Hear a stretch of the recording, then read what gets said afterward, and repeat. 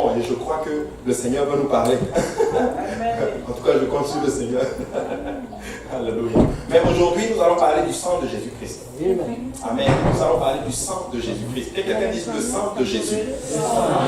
Que quelqu'un dise je plaide le sang de Jésus-Christ.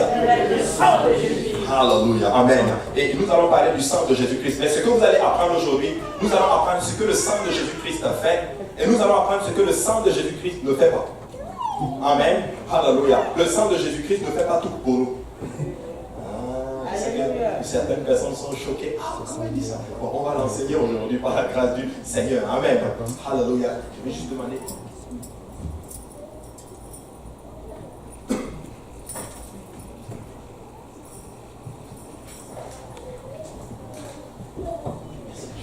Alléluia. Désolé, c'était juste un petit problème. Alléluia. Nous allons parler et nous allons voir ce que le sang de Jésus-Christ fait. Et nous allons voir ce que le sang de Jésus-Christ ne fait pas. Amen. Mais je veux juste qu'on se lève, on va lire un passage et après nous allons nous asseoir. Amen. Alléluia. Peut-être que certaines personnes se posent la question, pourquoi nous nous tenons debout et souvent quand nous lisons la parole du Seigneur? Le premier verset par exemple, c'est juste par respect pour la parole de Dieu. Amen. Alléluia. Donc Hébreux 9, 22, la Bible déclare ceci. Et presque tout d'après la loi est purifié avec du sang. Et sans effusion de sang, il n'y a pas de pardon. Donc, sans effusion de sang, il n'y a pas de pardon. Et vous pouvez vous asseoir dans la présence du Seigneur ce soir. Voilà. Donc, nous allons parler du sang de Jésus-Christ. Et quand je dis le sang, je sais que je ne suis pas en train de donner une grosse révélation à certaines personnes. Nous savons tous que le sang est une molécule, une substance liquide, amen, qui est composée probablement de molécules. Donc, je ne sais pas s'il y a des biologistes ici qui est biologiste, qui pourrait par exemple nous décortiquer littéralement la composition du sang.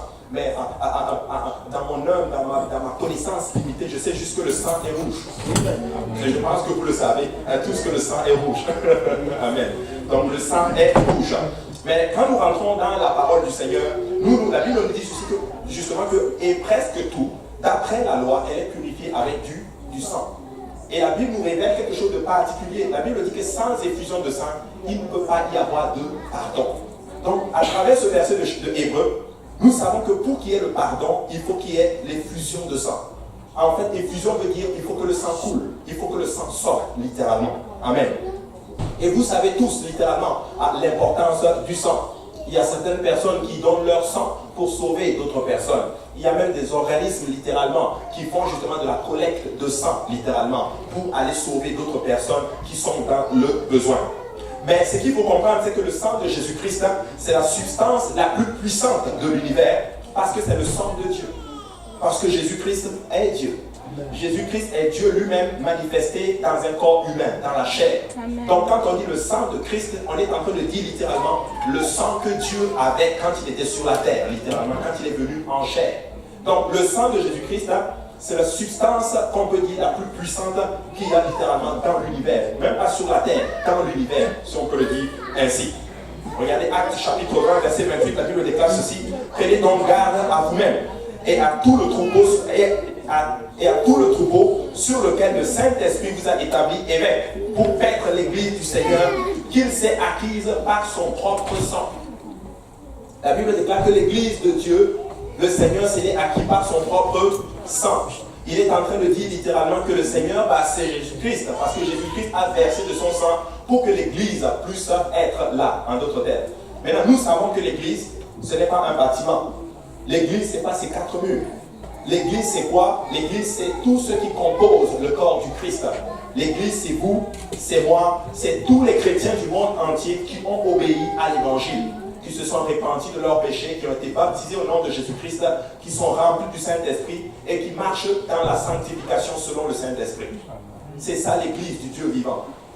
Donc l'église de Dieu, le sang qui coule, et la Bible dit que l'église du Seigneur, c'est son corps. Amen. Et qui est la tête? C'est Christ lui-même. Donc si l'église est un corps et que Christ est la tête, donc le sang qui circule dans ce corps, c'est lequel sang? C'est le sang de Jésus-Christ.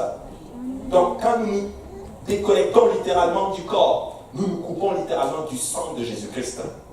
Amen. Et ça, c'est très important à comprendre. Donc, le Seigneur s'est acquis littéralement cette église glorieuse que vous voyez par son sang. Parce que sans effusion de sang, il ne peut pas y avoir de pardon. Et la chose la plus importante qu'elle nous procure, c'est la vie éternelle. Qui commence littéralement maintenant, mais qui continue avec une vie abondante par la suite. Qu'est-ce que je suis en train de dire par là? Lorsque nous obéissons à l'évangile, nous nous repentons de nos péchés. Ça veut dire que nous abandonnons, en d'autres termes, ce que nous faisons qui ne glorifie pas le Seigneur.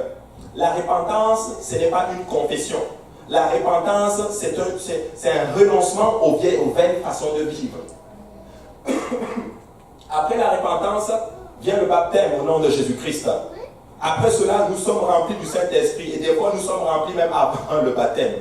Nous entrons dans le corps du Christ et nous devenons un chrétien, un enfant de Dieu. Mais après cela, nous entrons dans ce qu'on appelle le royaume de Dieu. En d'autres termes, il te donne sa vie pour que tu puisses vivre pour lui.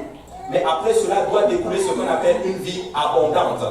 Voilà pourquoi la Bible déclare qu'il nous donne une vie en abondance. Regardez ce que la Bible déclare dans Jean 10, verset 10. La Bible dit, le voleur ne vient que pour dérober, égorger, détruire. Moi, je suis venu afin que les brebis aient la vie et qu'elles soient dans l'abondance. Christ n'est pas venu littéralement pour que tu vives une vie déprimée. Mais Christ est venu pour que tu vives une vie en abondance. Vous savez, vivre en abondance, ça veut dire que tu vis une vie chrétienne épanouie et joyeuse. Écoutez, je ne trouve pas ça normal qu'en tant qu'enfant de Dieu, que nous vivons une chrétienté littéralement désespérée. Non, ce n'est pas normal. La chrétienté marche. Et la chrétienté est très, très, très épanouie. Et je me suis toujours posé la question, pourquoi beaucoup d'enfants de Dieu ne sont pas épanouis dans leur chrétienté? Amen. Mais vous savez quoi? Moi, j'aspire à une chose. Moi, je veux être épanoui dans la vie que je mène. Je veux vivre heureux en famille. Je veux vivre heureux en tant que chrétien. Je veux marcher dehors et dire, je suis fier d'être chrétien et ce n'est pas du fait. C'est pas hypocrite. Je suis content d'être un enfant de Dieu. Amen. Je suis content d'être un chrétien. Pourquoi? Parce que Christ m'a donné la vie et la vie en abondance. Ce n'est pas une vie limitée. Tu sais quoi? Le désespoir vient quand tu es limité. Mais nous ne sommes pas limités dans la vie. Nous avons la vie en abondance. Donc nous devons vivre littéralement en étant joyeux dans le Seigneur. Parce que nous sommes des chrétiens. Écoutez ceci. La joie, souvent, elle vient lorsque tu réalises que tu appartiens à Jésus. Quand tu réalises que tu appartiens à Dieu, la joie vient dans ton cœur. Et j'ai beaucoup aimé la prédication de ce matin. Il a dit que quand il a su que l'aide était justement en route, c'est comme si ça lui a donné de la force. Peut-être qu'il ne l'a pas dit, mais je suis convaincu qu'il y avait un peu de sourire quand même sur son visage. Yes, hallelujah, il y a de l'aide qui arrive quand même. Amen. Mais écoute, quand je réalise que j'appartiens à Jésus, ben écoute, ça doit me donner quoi? De la joie, de l'assurance, et ça doit justement me donner la force de continuer, en d'autres termes, tous les combats littéralement. Amen. Regardez Lévitique chapitre 17, verset 11, la Bible déclare ceci. Car l'âme de la chair est dans le sang. Je vous l'ai donné sur l'autel afin qu'il servit d'expiation pour vos âmes, car c'est par l'âme que le sang fait l'expiation. La Bible est en train de nous dire que c'est par l'âme que le Seigneur fait l'expiation. Et le Seigneur a donné le sang sur l'autel. Amen. Pour l'expiation. Parce qu'il faut que le sang coule. Je vais vous expliquer le principe, pourquoi le sang doit couler. Frère Achille, viens un peu. Bon. Frère Achille, c'est mon ami. C'est juste l'exemple. Supposons que le frère Achille a péché. Non, il n'a pas péché, c'est juste un exemple. Le frère Achille a péché. La Bible dit que le salaire du péché, c'est la mort. Donc si Achille a péché, qu'est-ce qu'il doit faire? Il doit mourir. Donc on doit tuer le frère Achille. Donnez-moi un couteau. Donnez-moi une épée. Non, je plaisante. Maintenant, quand tu rentres dans l'Ancien Testament, le Seigneur disait ceci. Pardon. Le Seigneur disait ceci. Vous allez sacrifier quoi? Un agneau. Ou par exemple, vous allez sacrifier un taureau ou un bélier. Qu'est-ce que ça veut dire? Ça veut dire ceci. La mort qui devait tomber sur Achille, il l'a fait tomber sur l'animal. Mais c'est la même chose que Jésus a fait. Achille et moi et vous tous, nous avons tous péché. Mais Christ nous aimait tellement qu'il a dit, ok, je ne veux pas que ton sang coule. Moi, je vais couler mon sang pour vous. En fait, c'est juste ça le principe. Donc, du sang doit couler. Mais quand on dit, oh, pourquoi il ne nous a pas juste pardonné? Oui, il pardonne. Mais il faut que le sang coule. Mais il ne voulait pas que le sang de Achille coule, que le sang du frère Abou coule, que vous tous, votre sang coule. Il a fait couler son propre sang. Voilà pourquoi la Bible déclare, il faut paître le troupeau de Dieu, qui est l'église du Dieu vivant, qu'il s'est acquis par son propre sang. Donc, ce n'est pas par le sang de Achille que vous êtes sauvés, ce n'est pas par le sang de quelqu'un d'important que vous êtes sauvés par le sang du Dieu vivant. Il a donné le sang pour faire l'expiation, parce que sans effusion de sang, il ne peut pas y avoir de pardon. Donc, si nous avons le pardon ce soir, c'est tout simplement parce que Jésus-Christ a versé le sang pour nous. Est-ce qu'il y en a qui comprennent ce principe? Donc il a versé, merci beaucoup frère Achille, il a versé son sang pour nous. Voilà pourquoi Lévitique 17:11, je crois que c'était littéralement comme une prophétie, littéralement. Il était en train de dire, j'ai donné le sang qui fait l'expiation sur l'autel. Et si Christ n'était pas mort, nous sommes encore dans nos péchés. Voilà pourquoi l'apôtre Paul déclare, si Christ n'est pas mort, alors vaine est votre foi. Si le sang n'a pas coulé, écoutez, nous sommes encore dans nos péchés. Mais je rends grâce à Dieu parce que le sang de Christ a coulé pour nous. Le sang pour fournir plus que le salut, c'est aussi une arme défensive, mais aussi une arme offensive. C'est pourquoi les anciens avaient littéralement ce dicton, je plaide le sang. Les anciens ont toujours dit, et nous le chantons cette chanson, je plaide le sang de Jésus-Christ. Et j'aimais beaucoup cette chanson qui le disait en anglais, Nothing but the blood of Jesus. Nothing but the blood of Jesus. Écoute, nous n'avons pas besoin d'autre chose. Nous avons juste besoin du sang de Jésus-Christ. Et le sang de Jésus-Christ est puissant littéralement pour effacer tous tes péchés. Le sang de Jésus-Christ te lave blanc et te rend blanc comme la neige. Ce sang a été coulé à la croix de Golgotha. Mais des fois, nous passons par des moments difficiles. Et je suis là pour dire à quelqu'un, des fois, tu peux même te lever. Et tu peux dire littéralement, je plaide le sang de Jésus-Christ. Et spirituellement, ça a de l'impact sur le diable. Parce qu'à entendre seulement le sang de Jésus-Christ, le diable littéralement peut te fuir. Vous savez, quand je dis le sang de Jésus-Christ, quelque chose se passe. Je ne sais pas qu'est-ce qui se passe, mais spirituellement, quelque chose se passe. Et ce sang a coulé, et le diable ne savait pas qu'est-ce qu'il était en train de faire. Mais ce sang qui a coulé était en train de laver un peuple nombreux. Donc nous pouvons dire, nous plaidons le sang de Jésus-Christ. Et plaider le sang de Jésus-Christ veut dire, je reconnais ce qu'il a fait pour moi. Plaider le sang de Jésus-Christ, ça veut dire que je reconnais que j'ai péché. Mais je reconnais que ce n'est pas par mes efforts que je suis sauvé, mais c'est par l'œuvre expiatoire de Jésus-Christ à la croix que je suis sauvé. Regardez, Apocalypse 12:11 dit ceci. Ils l'ont vaincu à cause du sang de l'agneau et à cause de la parole de leur témoignage. Ils n'ont pas aimé leur vie jusqu'à craindre la mort. La Bible dit qu'ils ont vaincu à cause du sang de l'agneau. Tu as vaincu parce que l'agneau a versé son sang pour toi. Écoutez, moi je ne comprends juste pas, je vous assure, quand j'ai donné ma vie à Dieu, certes, on a eu des moments difficiles, mais je veux vous dire une chose, pour rien au monde, je retournerai en arrière. Pour rien au monde, je n'envie même pas l'ancienne vie que je menais. Mais je sais une chose, que ce sang qui a coulé littéralement est une arme défensive et une arme offensive. Et quand le Seigneur te regarde aujourd'hui, le Seigneur ne voit pas tes fautes que tu as faites. Il ne voit pas les fautes que tu as commises. Il ne voit même pas les erreurs que tu as faites. Mais il voit le sang de Jésus-Christ qui a été couvert littéralement sur toi. Écoutez, si le sang des boucs et le sang des taureaux littéralement étaient capables de protéger Israël, qu'en est-il du sang de notre Seigneur Jésus-Christ? Je vais vous montrer quelque chose dans les Écritures. Que quelqu'un me donne Genèse chapitre.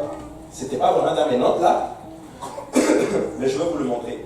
Genèse chapitre 4, à partir du verset 5. Vous connaissez tous l'histoire. Genèse chapitre 4 est en train de parler littéralement de deux frères. Avec leurs parents, bien sûr. Abel et Caïn.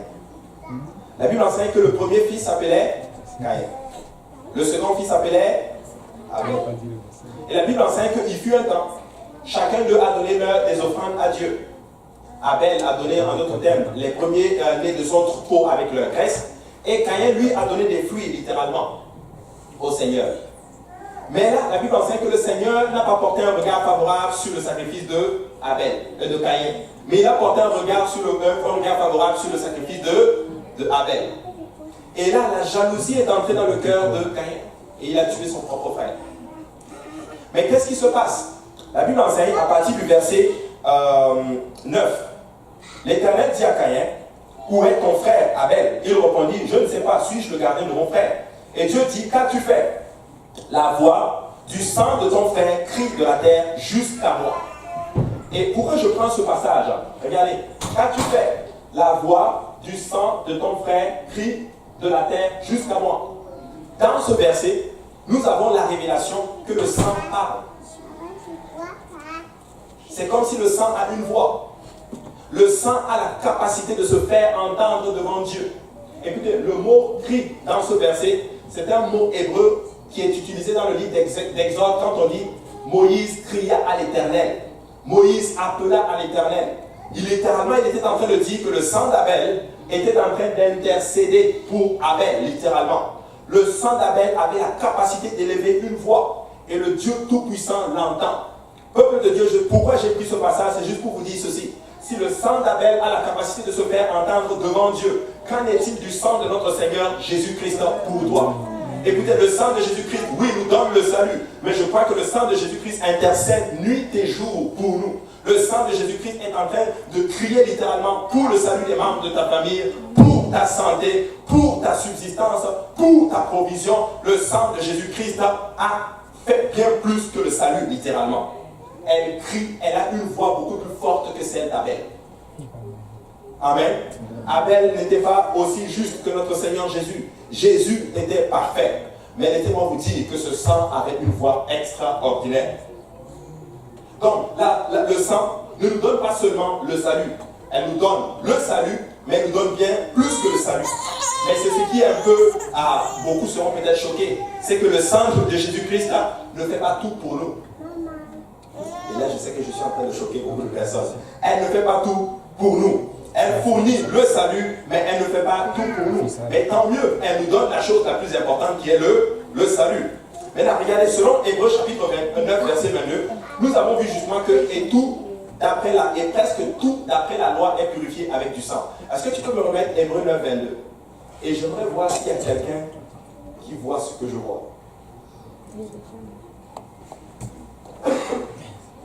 Et presque tout d'après la loi est purifié avec du sang.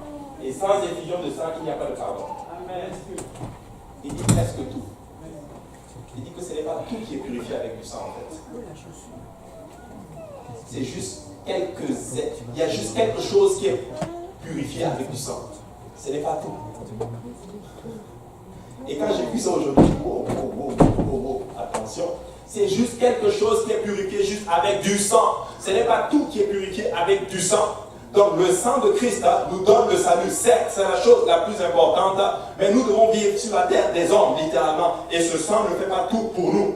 Pas parce qu'elle n'est pas capable de le faire, mais parce qu'elle n'a pas été conçue pour cela.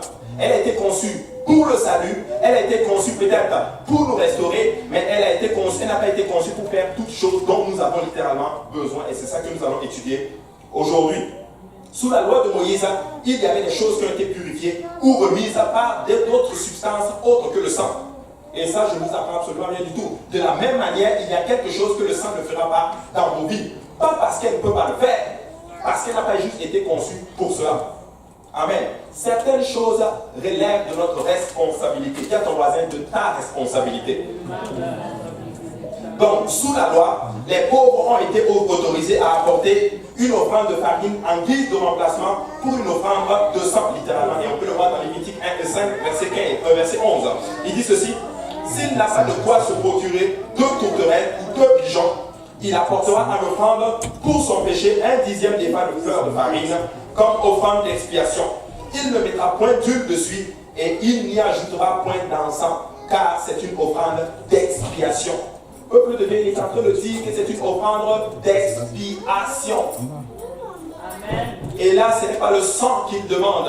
Pourquoi? Parce que ces gens n'étaient pas capables de le faire. Écoutez, ne me comprenez pas de travers. Nous avons besoin du sang de Jésus-Christ pour être sauvés. Et le sang de Jésus-Christ, dans le Nouveau Testament, où est-ce qu'elle te rencontre? C'est lorsque on invoque son nom sur toi dans les eaux de baptême.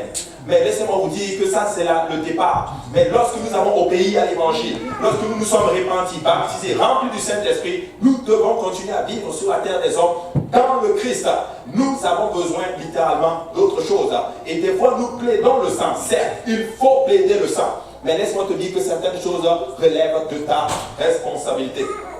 3 autres substances étaient utilisées dans les Écritures littéralement pour faire littéralement à la purification ou l'expiation littéralement. Et ces 3 choses, il y avait l'encens, il y avait l'eau et il y avait le feu. Amen. L'encens, l'eau et le feu. 3 choses. Mais regardez ce que la Bible dit, selon Acte 2, 38, nous voyons là justement que la purification se fait comment? Acte 2, 38, par l'eau. Que chacun de vous soit baptisé au nom de Jésus-Christ pour le pardon de vos péchés, littéralement. Pourquoi je parle de ces 3 éléments? C'est pour faire littéralement le lien avec notre vie aujourd'hui dans le Nouveau Testament. Regardez, Luc était un médecin. Il a souvent utilisé le mot rémission dans ses écrits. Et cela signifie alors que maintenant, la rémission veut dire que maintenant, ce qui a pris effet dans le passé s'arrête maintenant. C'est ça la rémission. Quand il dit littéralement dans Actes chapitre 2, verset 38, que chacun de vous soit baptisé pour le pardon de vos péchés. Dans certaines versions, c'est marqué pour la rémission de vos péchés. En fait, il est en train de dire, soyez baptisés dans le baptême d'eau pour que notre nature pécheresse s'arrête. En fait, ta nature pécheresse a commencé quand tu es né. Tu as été conçu dans le péché, David dit, n'est-ce pas? Il déclare. Mais c'est une nature pécheresse qui est en nous. Mais lorsque nous sommes baptisés littéralement à travers de l'eau, certes au nom de Jésus-Christ, le sang de Jésus-Christ nous rejoint là, mais étant dans l'eau, dans le nom de Jésus-Christ, tu as la rémission de tes péchés. Ta nature pécheresse s'arrête. Amen. Ta nature pécheresse s'arrête. Mais il n'y a pas seulement notre nature pécheresse qui doit s'arrêter, il y a bien d'autres choses qui doivent littéralement s'arrêter. Le salut consiste littéralement à mettre notre nature pécheresse en rémission et à le garder comme ça. Le salut veut dire ceci. Je suis sauvé et je suis sauvé. Et le salut veut dire ceci. Vu que je suis sauvé, je produis des résultats. Je l'ai toujours dit ceci. La sanctification, c'est le résultat de notre salut. Est-ce qu'il y en a qui me comprennent? Donc, parce que je suis sauvé, je vis la sanctification. En fait. C'est comme ça qu'il faut le voir. Maintenant, si je dis que je suis sauvé et que je n'ai pas la sanctification dans ma vie, il y a un problème. Je me demande à ce moment-là, est-ce que tu es sauvé? Parce que regarde, si je dis que la sanctification est le résultat de mon salut, et que quand tu es sauvé et que je ne vois pas ce résultat-là, je vais remettre en question ton salut. Amen. Donc, nous sommes sauvés pour vivre dans la sanctification. Amen. Il dit, le sang est le facteur majeur dans ce processus, car il fournit à lui seul le pouvoir surnaturel de remettre le péché. Mais il y a d'autres choses dans nos vies qui doivent être placées en rémission.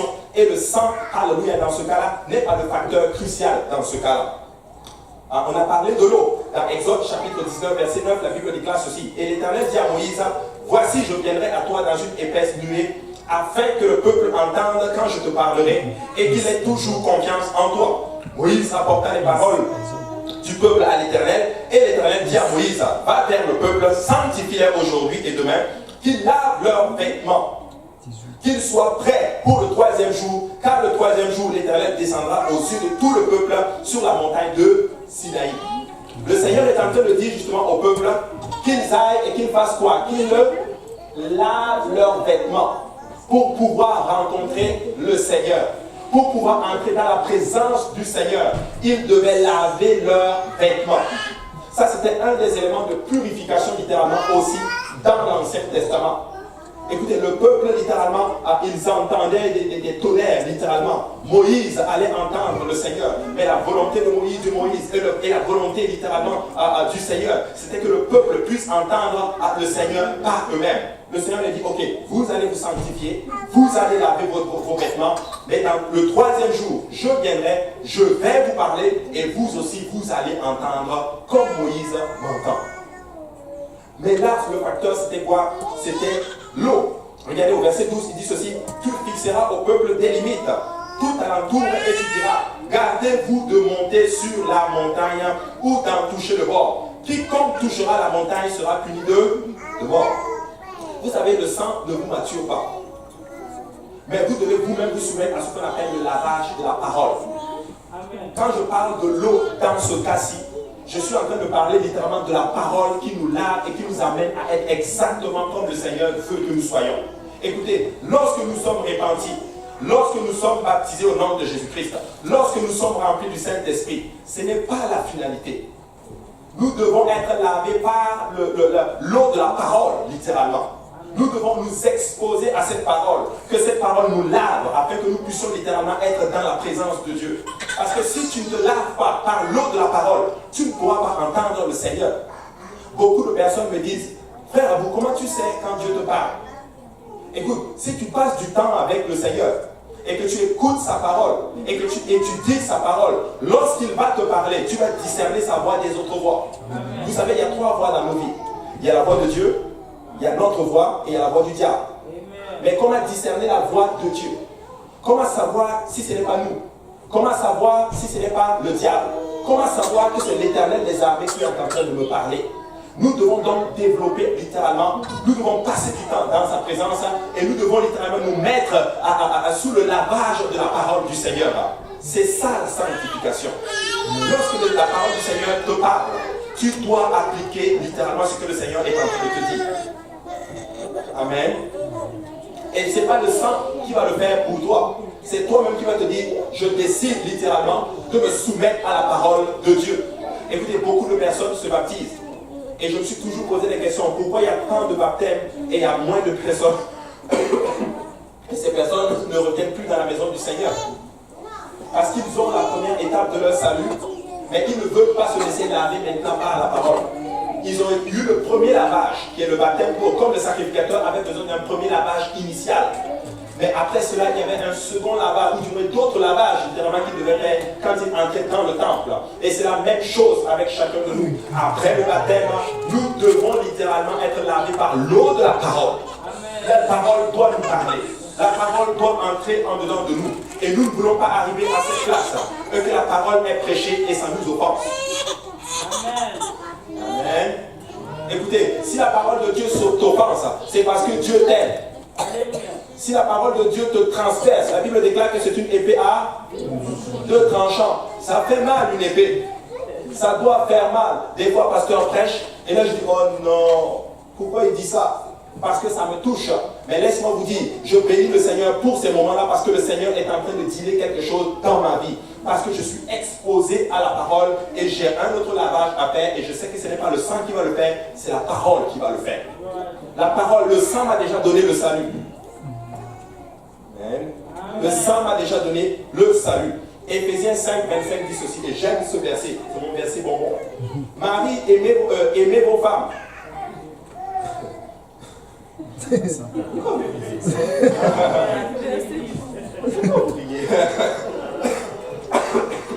Est-ce qu'il y a des maris ici? Marie, écoutez-moi.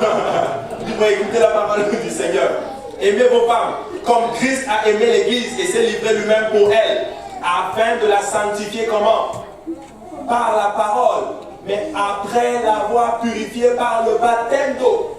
Écoutez, oui, le baptême d'eau, il l'a purifiée avant, mais après ça, il va la sanctifier avec la parole.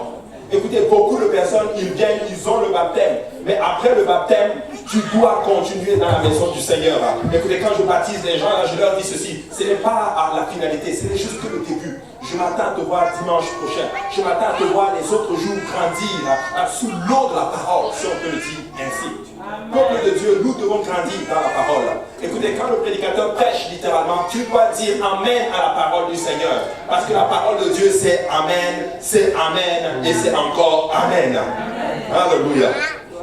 Afin de paraître devant lui cette église glorieuse, sans tache, ni ride, rien de semblable, mais sainte et irrépréhensible. Sainte, mais aussi irrépréhensible. Peuple de Dieu, tâchons littéralement de nous présenter devant Dieu sans tache, ni ride. Nous voulons que nos prières soient efficaces. Je ne dis pas qu'on est parfait, mais je suis en train de dire que tu dois t'efforcer de te présenter devant Dieu sans reproche. Tu as fait tout ton possible, littéralement. Tu te présentes devant Dieu sans tâche, ni rire. Et c'est ce que Dieu attend de nous. Peuple de Dieu, si nous sommes sauvés et qu'il n'y a pas la sanctification qui s'ensuit par la suite, il y a un problème.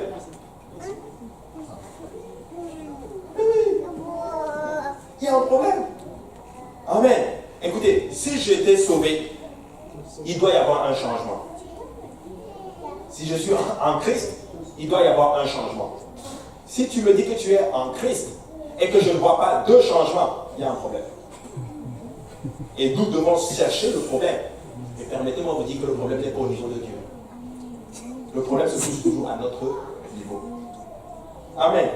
Mais il y avait aussi un autre élément qui était l'encens. Regardez, Nombre chapitre 16, verset 46 dit ceci. Et Moïse dit à Aaron, prends le brasier, mets-y du feu de dessus l'autel, pose-y du parfum, va promptement vers l'assemblée et fais pour eux l'expiation, car la colère de l'Éternel a éclaté, la plaie a commencé. Aaron prit le brasier, comme Moïse avait dit, et courut au milieu de l'assemblée, et voici la plaie avait commencé parmi le peuple. Il offrit le parfum et il fit l'expiation pour le peuple. Il a pris quoi? Un brasier, et l'expiation a été faite avec de l'encens. C'était une plaie qui avait commencé. C'était une plaie qui était en train de décimer le peuple. Est-ce que vous savez ce que représente l'encens dans les paroles du Seigneur? L'encens représente la prière, peuple de Dieu. Écoutez, il y a certaines choses que le sang de Jésus-Christ ne va pas faire. Il y a certaines choses qui réclament tes prières. Il y a certaines choses qu'il faut que tu élèves ta voix devant Dieu. Pas le pasteur qui élève ta voix devant Dieu, pas le peuple de Dieu qui élève la voix devant Dieu, mais toi-même qui élèves ta voix devant Dieu. Certaines choses arrivent quand ton pasteur prie pour toi. Certaines choses arrivent quand l'église prie pour toi. Mais certaines choses arrivent quand toi-même tu pries pour toi-même. Amen. Amen. L'encens représente la prière. Hey, je bénis beaucoup le Seigneur pour la veillée de prière qu'on va y avoir tantôt, plutôt très bientôt. Écoutez, je m'attends à avoir un peuple nombreux. Alléluia. Est de Montréal, écoutez-moi, nous allons être nombreux à cette veillée de prière. Nous allons prier jusqu'à ce que Dieu nous relâche. Mais écoutez-moi, vous savez quoi, je vais prier jusqu'à ce que Dieu fasse quelque chose dans ma vie. Parce que moi, je suis fatigué littéralement de vivre dans la défaite. Amen. Je suis fatigué de voir le peuple de Dieu dans la défaite. Je suis fatigué de voir certaines personnes qui viennent tout le temps me voir avec les mêmes problèmes.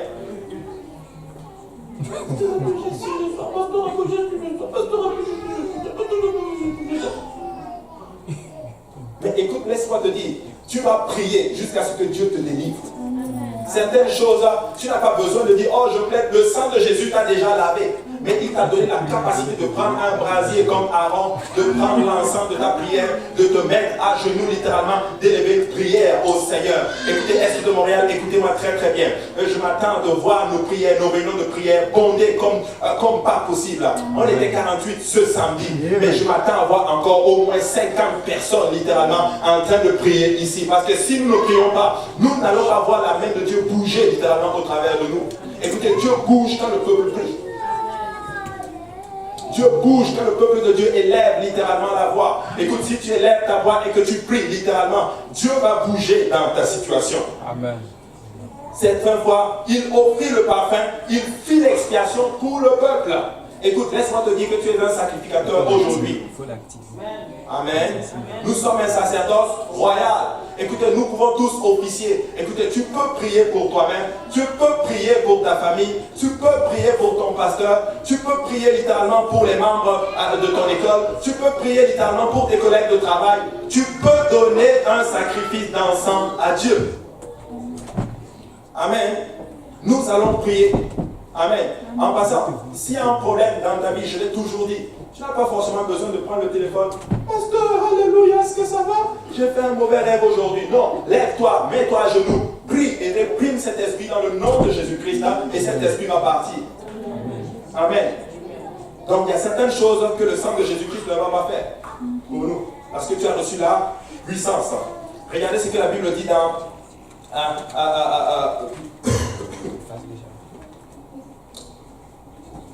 Voilà. Regardez ce que la Bible dit dans Éphésiens 6, 10. Il dit, au reste, fortifiez-vous dans le Seigneur et par sa force toute puissante. Répétez-vous de toutes les armes de Dieu, afin de pouvoir tenir ferme contre les ruses du diable.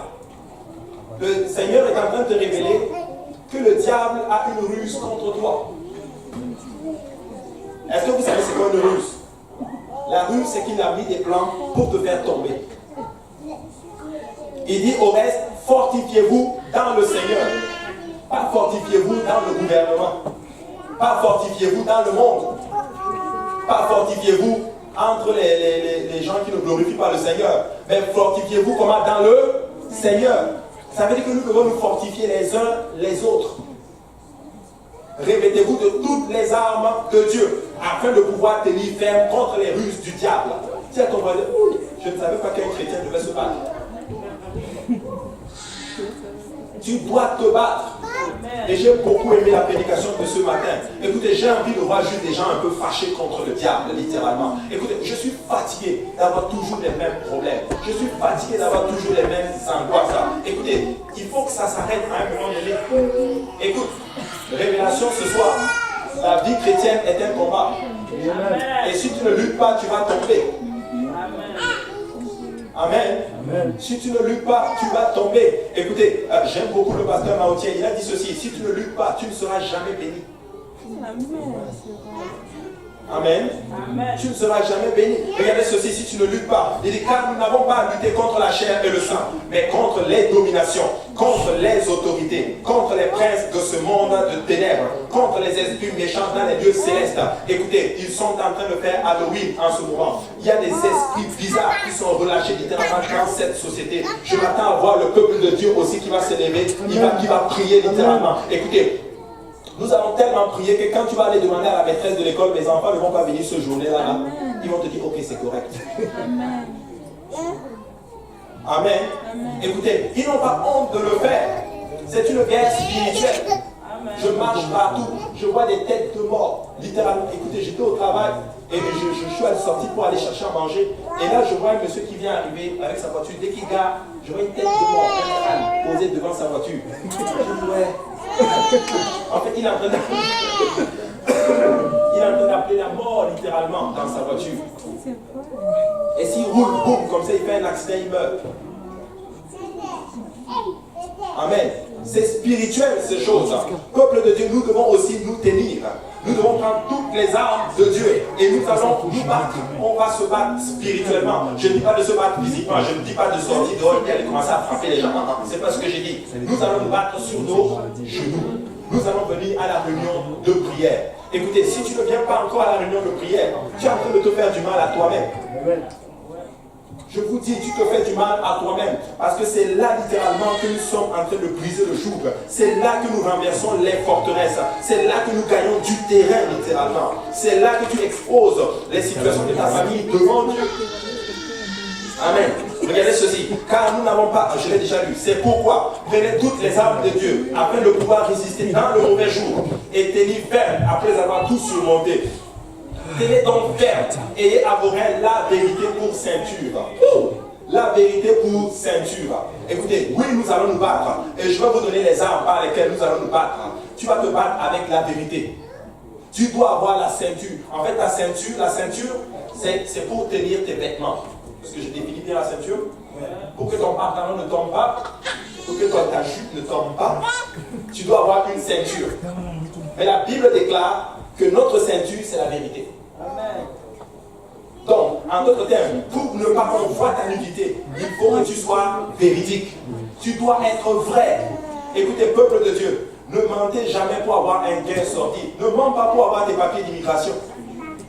Ne mens pas littéralement pour avoir un travail.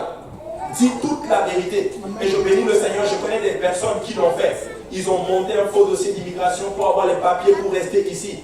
Dès qu'ils sont venus dans la maison du Seigneur, le Saint-Esprit les a touchés. Ils sont littéralement allés dire au juge, juge, tout ce qu'on a dit là, c'est faux.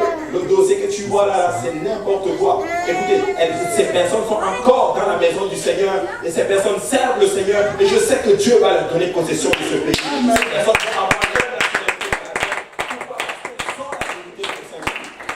Dis toute la vérité et rien que la vérité. Ne mens pas. Amen. Ça c'est premier 1. Je vais aller deuxièmement avec une autre vérité. C'est la parole de Dieu. Tiens la parole de Dieu comme ta ceinture. Elle est véridique, elle est vraie. Ne compromets pas la vérité pour avoir un gain sordide. Non. Écoutez, on ne va pas compromettre la parole de Dieu, la vérité biblique, pour attirer les gens. Nous allons prêcher la parole du Seigneur. Et les gens vont venir parce que les gens cherchent la vérité. Amen. Les gens cherchent la vérité. Et vous savez quoi? Jésus a dit ceci. Quiconque aime la vérité entend ma voix. Amen. Et rien que la vérité, Dieu va faire de grandes choses. C'est les armes avec lesquelles nous luttons. Sois vrai. Sois vrai et Dieu va te donner possession du pays. Dieu va te donner littéralement toutes les promesses qu'il t'a faites. Mais je veux que tu sois vrai. Dis à ton voisin, tu es vrai et je suis content de te voir dans la maison du Seigneur. Tenez donc frère, ayez la vérité pour ceinture, révitez la cuirasse de la justice. Il dit que la justice c'est une cuirasse. Une cuirasse. Vous savez c'est quoi la cuirasse? Je ne sais pas si on a mon dessin. Ah, mais non. Alléluia. La cuirasse, littéralement. C'est extraordinaire. La justice, comme cuirasse, littéralement. Répétez la cuirasse de la justice. De quelle justice on parle? On parle de la parole de Dieu. Tu es justifié par le Christ, littéralement. En d'autres termes, je vais l'amener à d'autres termes aussi. Tu dois avoir la justice de la parole du Seigneur. Mais tu dois être juste, littéralement, dans tout ce que tu fais. Ne prends pas le parti pris en faisant les choses, mais sois juste dans tout ce que tu fais. Nous manquons littéralement certaines bénédictions parce que nous ne sommes pas justes dans ce que nous faisons. Nous avons des partis pris, nous avons des favoris littéralement, et c'est ça que Dieu ne veut pas. Amen. Sois juste, parce que tu es en train de prendre les armes du Seigneur et tu veux gagner les batailles dans lesquelles tu es peuple de Dieu. Prends la cuirasse de la justice, mettez pour chaussure à vos pieds le zèle que donne l'évangile de paix. Moi j'aime l'évangile. Hey, la mort de Jésus-Christ, l'ensevelissement de Jésus-Christ et la résurrection de notre Seigneur Jésus-Christ. La Bible déclare que c'est l'évangile de paix. Et c'est un zèle. Écoute, quand tu es repenti de tes péchés là, baptisé au nom de Jésus, rempli du Saint-Esprit, tu as du zèle. Amen. Le zèle, ce n'est pas le Seigneur est bon. Vous vous rendez compte si je venais ici littéralement, étant comme ça, oh alléluia, bonjour, vous êtes content, je suis content de vous voir aujourd'hui, alléluia, ça va. Mais non, écoutez, la Bible déclare que celui qui préside, qu'il le fasse avec zèle. Écoute, tu fais quelque chose pour la maison du Seigneur, sois zélé pour Dieu. Est-ce que tu sors pour évangéliser? Fais-le avec zèle. N'aie pas peur d'aller voir les gens et leur dire, bonjour ma soeur, alléluia, je suis là pour te parler du Seigneur Jésus-Christ. Est-ce que tu connais Jésus-Christ? Fais-le avec zèle. Amen. Amen. Amen. Avec du zèle. Le peuple de Dieu n'est pas... Le peuple de Dieu est en feu. Amen. La Bible déclare que le Saint-Esprit est un feu. Je n'ai jamais vu quelqu'un qui a touché le feu qui fait... Quand tu touches le feu, tu fais... Wow! Ça, c'est le Saint-Esprit. Alléluia. Ça produit une action. Alléluia. L'évangile comme le zèle. Et je suis en feu là en ce moment parce que j'étais baptisé au nom de Jésus. L'évangile de paix, c'est ma chaussure littéralement. Et il dit que c'est ça ta chaussure. Amen. Écoute, tu sais la chaussure c'est pour te protéger contre les scorpions, les mauvaises choses qui peuvent te piquer le pied littéralement. Et quand tu vas... Oh, alléluia, ça vient de tomber dans ma tête. Il dit que vous allez marcher sur les scorpions. Et si vous allez aussi marcher sur les spicas. Mais devinez c'est quoi, alléluia, mes chaussures. C'est le zèle que donne l'évangile. Alléluia. Alléluia. Au nom de Jésus-Christ, alléluia. Nous allons faire de grandes choses. Quand tu prêches l'évangile, alléluia. Quand vous en passant dans vos études bibliques domiciliaires, n'hésitez pas à prêcher l'évangile aux gens. Dites-leur, écoutez, même si tu as la leçon 1, tu peux switcher. péché un peu, tu arrives à l'évangile, tu dois te repentir de tes péchés, tu dois recevoir le baptême au nom de Jésus-Christ, pas au nom du Père, Fils et Saint-Esprit, mais au nom de Jésus-Christ. Écoute, si tu veux, je vais même prier pour toi maintenant. Tu vas recevoir le don du Saint-Esprit. Tu te lèves avec zèle par la puissance du Saint-Esprit, tu poses ta main sur la personne et le Saint-Esprit tombe sur la personne. Mais le zèle donne, l'évangile de paix donne le zèle. Peuple de Dieu, je m'attends à voir un peuple zélé pour Dieu. N'ayez pas peur, mais soyez zélés. Ils sont zélés dans ce qu'ils font dans le monde. Nous allons aussi être zélés pour le Seigneur. Vous mettez pour chaussure à vos pieds le zèle que donne l'évangile. Prenez par-dessus tout le bouclier de la foi. Alléluia. La foi, c'est un bouclier. Est-ce que vous savez c'est quoi le bouclier? Le bouclier, c'est que le soldat, quand il le prenait, il le mettait ça. Quand les flèches arrivaient, boum, il fait ça. Quand les flèches arrivaient, il se protège. Et il dit que ta foi, c'est ça ton bouclier. Peuple de Dieu, nous ne nous battons pas physiquement. Alléluia. Écoutez, les traits enflammés de l'ennemi, ça va certainement venir. Mais j'ai ma foi. Alléluia. Même si le diable veut m'abattre à terre, par ma foi, alléluia, je vais bloquer tous les traits enflammés de l'ennemi. Et vous allez bloquer tous les traits enflammés de l'ennemi si vous avez la foi. Amen. Si vous avez la foi, lève-toi comme ça et fais comme ça. Montre-moi un peu ta foi là, alléluia. Montre-moi ton bouclier littéralement de foi. Tu peux dire à Satan, ah, je suis prêt. Je suis prêt, alléluia. Tu ne peux pas attaquer parce que je suis équipé. Je suis un soldat, j'ai mon armure avec moi, j'ai l'évangile de paix pour chaussures, j'ai le bouclier de la foi. Et même quand tu vas envoyer tes traits enflammés, je vais les bloquer au nom de Jésus-Christ. Alléluia. Le bouclier de la foi. Oh, j'aime beaucoup cet dessin. Regardez, le bouclier de la foi et à la croix, il s'est marqué Jésus. Amen. Alléluia. Ah, moi, j'aime Jésus. Je ne sais pas pour vous, mais moi j'aime Jésus. Il est mon ami, il est mon sauveur, il étend sa main sur moi, alléluia. Même quand je suis abattu, il vient me dire, fils, lève-toi, tu vas y arriver. Même quand le diable m'insulte, il dit, moi je t'aime, mon fils. Même quand je faillis, il me relève, alléluia. Même quand je fais mal, il me donne quand même ma subsistance. Même quand je n'ai pas envie de venir à l'église, il me touche, il me dit, tu vas y arriver, viens, je vais te donner la force et tu vas venir dans la maison du Seigneur. Et il se tourne vers Satan, il dit, tu sais, je l'aime. Hein. Tu sais, quand tu es abattu, même quand tu as fait un péché, tourne-toi vers Satan, il dit, tu sais quoi, je l'aime quand même. J'aime Jésus quand même. J'aime le Seigneur.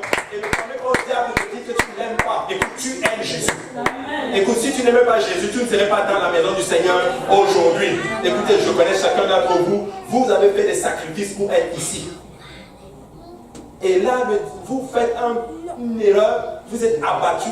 Oh non, je ne l'aime pas trop, je ne suis même pas digne de lui. Tu n'es pas digne de lui, tu es digne de lui. S'il ne t'aurait pas choisi. Tu es digne du Seigneur. En passant, des fois, là, regarde dans le miroir, tu dis, à vous, fais comme le pasteur.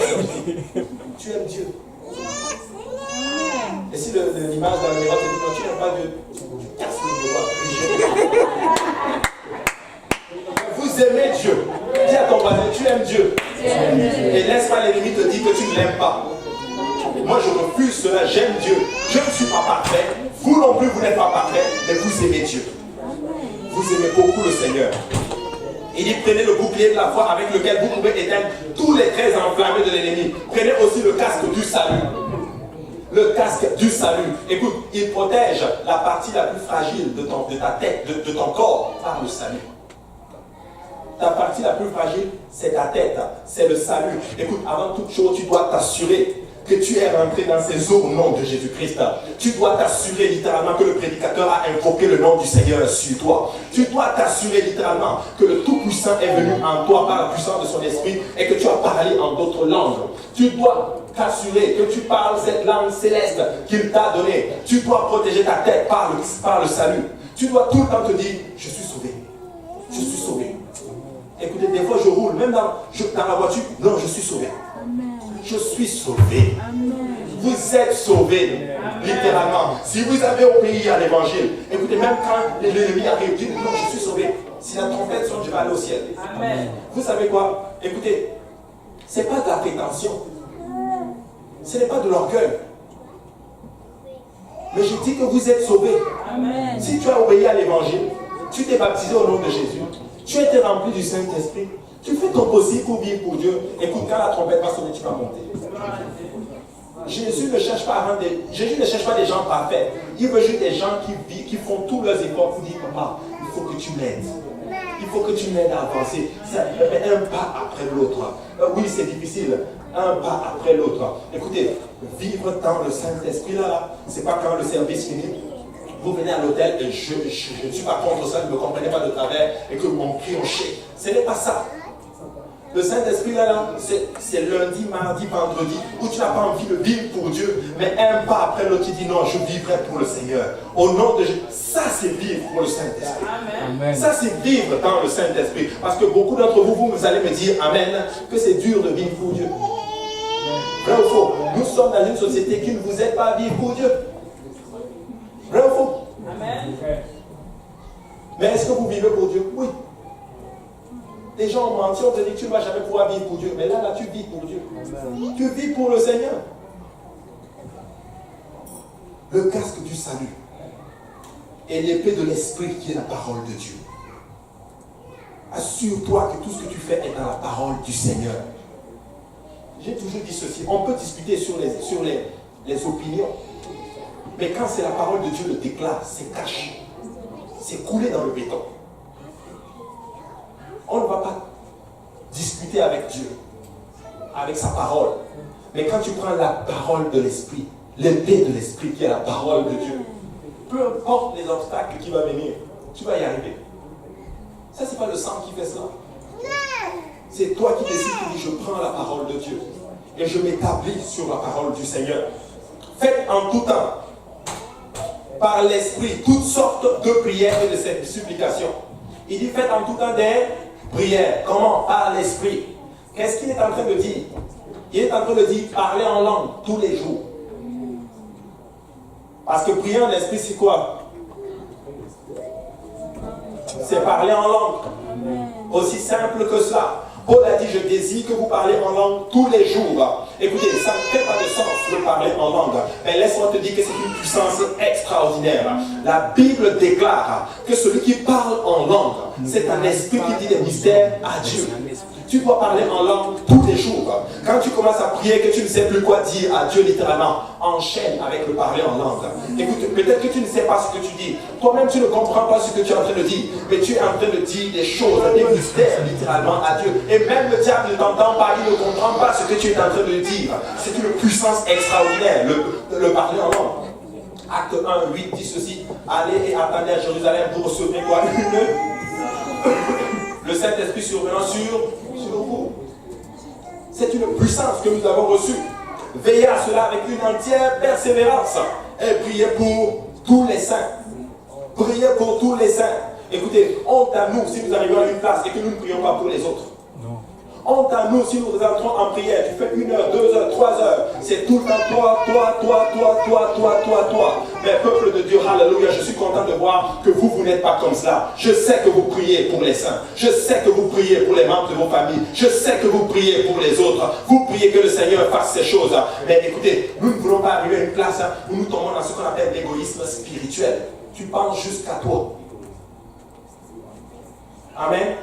Écoutez, ne pense pas jusqu'à toi. Il y a des peuples dans le monde entier qui veulent entendre cet évangile. Alléluia. Et si tu priais pour les autres, Paul dit ceci, priez pour tous les saints. Priez juste pour quelques saints. Priez pour tous les saints. Priez juste pour les saints que vous aimez. Non, priez pour tous les saints. Priez pour tous les saints qui vous ont seulement aidé. Non, priez pour tous les saints.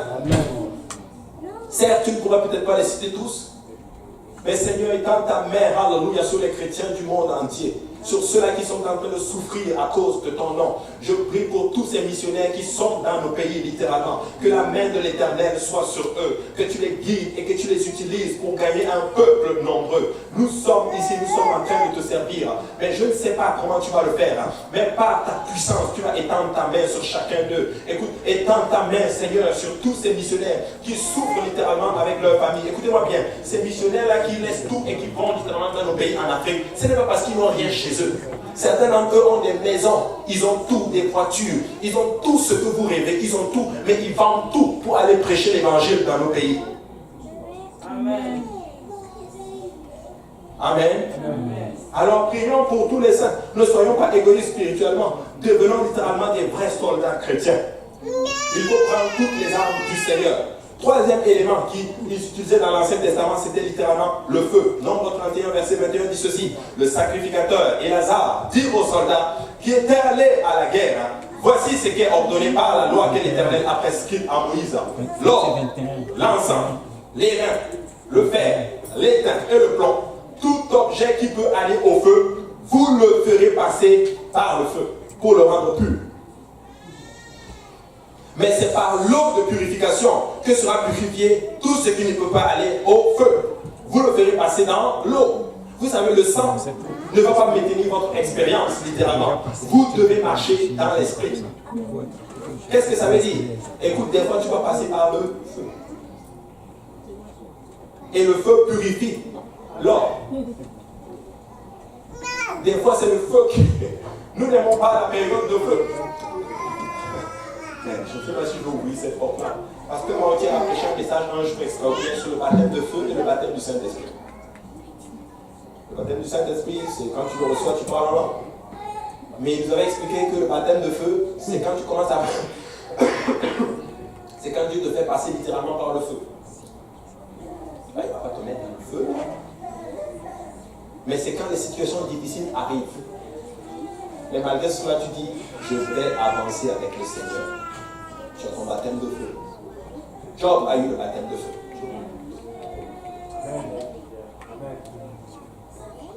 Mais des fois, nous ne voulons pas passer par le feu. Tu veux être de l'or, il va purifier avec le feu. Des fois, lui-même va permettre que des situations complexes arrivent. Des fois, lui-même va permettre littéralement que des gens se retournent contre toi. Des fois, lui-même va permettre littéralement que des gens, tes propres membres de ta famille s'élèvent contre toi. Mais il ne t'appelle pas à les détester. Il t'appelle littéralement à t'élever littéralement et à prier jusqu'à ce que tu les gagnes au nom de Jésus-Christ. Amen. Amen. Vous devez marcher dans l'esprit. Romains 8, 13 à 14, dans la version Semeur, c'est dit ceci. Car si vous vivez à la manière de l'homme, livré à lui-même, vous mourrez. Mais si par l'esprit vous faites mourir les actes mauvais que vous accomplissez dans votre corps, vous vivrez. Car ceux qui sont conduits par l'esprit de Dieu sont fils de Dieu. Pas ceux qui ont l'esprit, mais ceux qui sont conduits par l'esprit. Il est en train de dire, ceux qui ont l'esprit et qui sont conduits par cet esprit, eux, ils sont appelés fils de Dieu. Amen. Tu dois avoir d'abord l'esprit et te laisser conduire par cet esprit.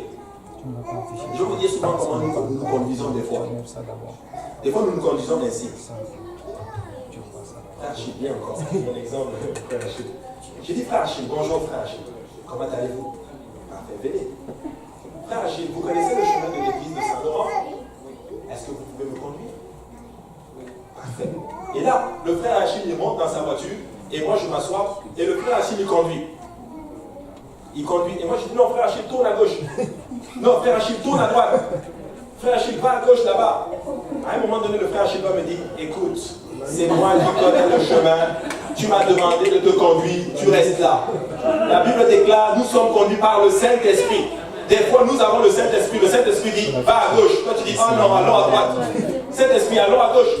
À un moment donné, le Saint-Esprit vous te dit, mais attends, c'est moi qui conduis. Écoutez ceci. Le problème avec nous, c'est ceci. Des fois, tu vas vaincre Satan. Mais le problème, c'est qu'au lieu de laisser le Saint-Esprit s'asseoir sur le trône de David, toi-même, tu montes sur le trône de David et tu t'assois. Et tes choses n'avancent pas. Parce que tu retombes dans les mêmes choses. Parce que je ne peux pas comprendre qu'un enfant de Dieu vive dans la défaite. Je ne peux pas comprendre cela. Je ne sais pas pour vous, mais pour moi, c'est juste, ça n'entre pas dans ma tête. Parce que notre Seigneur est le Dieu Tout-Puissant. Il est le roi des rois. Il est le Seigneur des seigneurs. Je suis en train de dire que si nous marchons selon ces principes, nous allons vivre dans la victoire. Romains 8, 13, dans la version 8 secondes. Si vous vivez selon la chair, vous mourrez. Mais si par l'esprit vous faites mourir les actions du corps, vous vivrez. Car tous ceux qui sont conduits par l'esprit de Dieu sont fils de Dieu. La raison pour laquelle nous devons constamment conseiller les gens à faire ce qu'ils devraient déjà être en train de faire est parce qu'une fois après l'expérience chrétienne qu'ils ont eue, ils ne vivent pas un mode de vie chrétien. Il faut persévérer une fois le salut en poche. Une fois que vous êtes dans le royaume, tu dois avancer dans le royaume. Tu dois explorer le pays. En fait, la façon pour nous d'être reconnaissants au Seigneur Jésus-Christ, c'est de vivre pour lui, littéralement. La seule façon pour nous d'être reconnaissants pour lui, c'est de vivre pour lui. Parce que tu ne peux rien lui donner, littéralement, qui pourrait égaler ce qu'il a fait pour toi. Amen. Qu'est-ce que tu peux donner à quelqu'un qui a déjà tout? Rien, si ce n'est toi-même. Il a tout. Il a l'or, on l'a chanté, l'argent. Il a les adorations. Il a les louanges. Les anges l'adorent. Et laissez-moi vous dire que ce n'est pas un ange, ce n'est pas deux anges. C'est des myriades d'anges qui crient nuit et jour. Saint, Saint, Saint est l'Éternel. C'est un Dieu, dès qu'il parle, il dit un mot.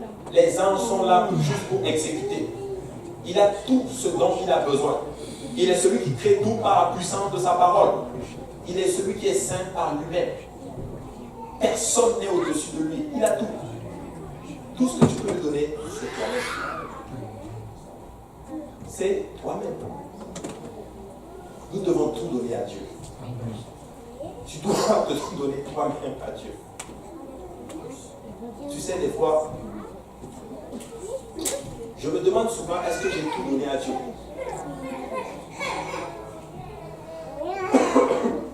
Je me pose souvent cette question, est-ce que j'ai vraiment tout donné à Dieu? Et une des questions souvent que je me demande, comment je sais si je lui ai tout donné? Et comment je sais si je ne lui ai pas tout donné?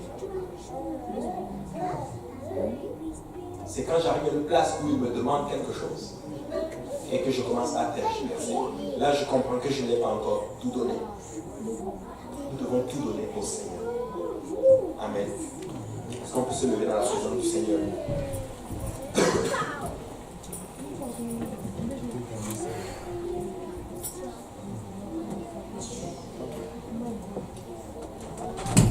Hébreux chapitre 6, verset 10 dit ceci. Car Dieu n'est pas injuste pour oublier votre travail et l'amour que vous avez montré pour son nom, ayant rendu et rendant encore des services au Seigneur. Dieu n'est pas injuste pour oublier le travail que vous avez fait pour lui.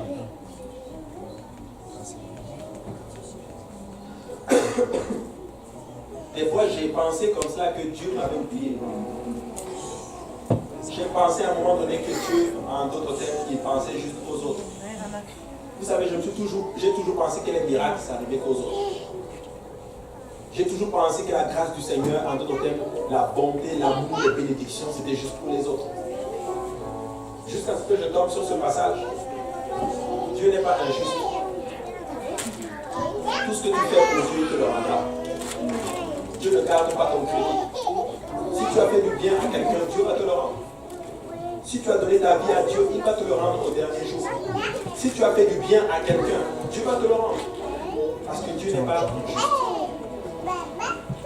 Alors ne regarde pas littéralement, même si tu as fait du bien aux gens et qu'on t'a rendu le contraire. Dieu, lui, n'est pas injuste. L'homme est injuste, mais Dieu n'est pas injuste. Il dit, nous désirons que chacun de vous montre le même zèle pour conserver jusqu'à la fin une pleine espérance, en sorte que vous ne vous le relâchez point, et que vous imitiez ceux qui par la foi et la persévérance héritent des promesses. Ceux qui par la foi héritent les promesses. Moi, je vais hériter de la promesse de Dieu. Je ne suis pas encore arrivé, et vous non plus. Mais vous savez quoi? Si vous persévérez, vous allez hériter des promesses de Dieu. Il y a une chanson qui dit ceci, que si je marche, c'est par la foi. Et je sais qu'un jour, mes yeux verront le ciel. Peut-être que tu es là et que tu as fait quelque chose pour le Seigneur. Et tu te dis, mais est-ce que le Seigneur va me le rendre? Il va te le rendre. Amen. Il va te le rendre. Il va te le rendre. Ainsi, ce n'est pas le sang de Jésus-Christ qui va tout faire pour nous. Certaines choses, nous devons le faire nous-mêmes. nous devons le faire nous-mêmes. Amen. Alléluia. Je vais appeler le peuple de Dieu à venir juste se reconsacrer avec le Seigneur.